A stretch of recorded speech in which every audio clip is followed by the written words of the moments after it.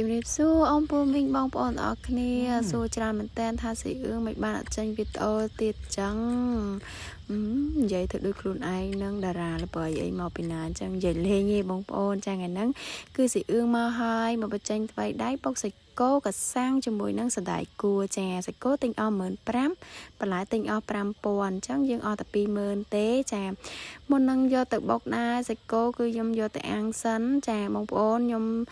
ប្រឡាក់ជាមួយនឹងប្រូតេអ៊ីនតិចប្រេងខ្យងតិចប្រេងឆាបន្តិចស្ករបន្តិចដើម្បីឲ្យសាច់គោរបស់យើងហ្នឹងវាចូលជាតិសាច់ល្អណាបងប្អូនចាហើយយើងដាក់ប្រេងឆាហ្នឹងដើម្បីយើងអាំងទៅកុំឲ្យវាជាប់ដៃចង្អើចាហើយម្ទេសខ្ទឹមសខ្ទឹមក្រហមហ្នឹងក៏ខ្ញុំយកមកអាំងដូចគ្នាដែរបងប្អូនចាពួកអីខ្ទឹមសម្ទេសយើងបុកឆាវារាងស្កាតបងប្អូនហូបទៅអញ្ចឹងបងប្អូនអាចសាកយកមកអាំងដូចខ្ញុំក៏បានដែរដើម្បីវាឆ្ងាញ់និយាយទៅដើម្បីឆ្ងាញ់គឺវាឆ្ងាញ់វាខុសពីយើងបុកឆៅណាបងប្អូនចាបងប្អូនអត់ជឿបងប្អូនអាចសាកធ្វើហូបបានចាមិនមែនថាថតហើយអីហើយចេះតែនិយាយទេណាចាវាជាការពិតចាហើយនេះបន្ទាប់មកគឺយើងដាក់ស្តែកគួរចាបងប្អូនញុំវាឲ្យបាយម៉ត់កុំម៉ត់ខ្លាំងពេកមកល្មមណាបងប្អូនដើម្បីវាចូលជាតិល្អចាហើយតួឯករបស់យើងគឺសាច់គោនឹងឯងចាសាច់គោដែរបងប្អូនអាំងឆ្អិន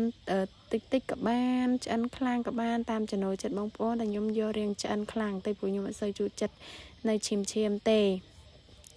ចានេះយើងដួសដាក់កាជើឲ្យបងប្អូននេះតំណងអត់ចាអើយដាក់សណ្តែកដីទៀតមកជាតិដបជាតិហ្មងជំរាបសួរពុកម៉ែបងប្អូនទាំងគ្នាថ្ងៃនេះមកទៀតហើយ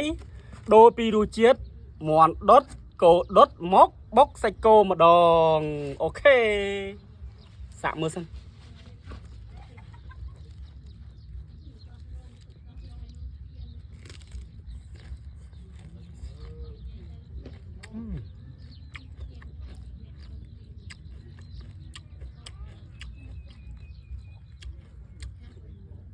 សាច់គោបុករយច្រើន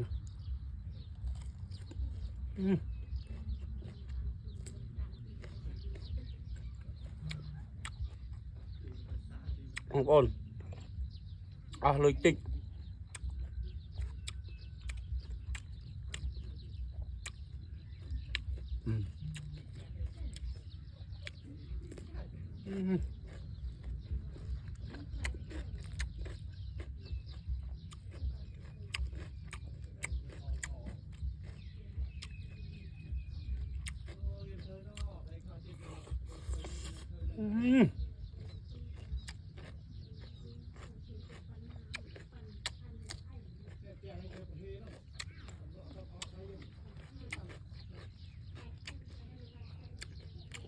តពាំងព្រៃ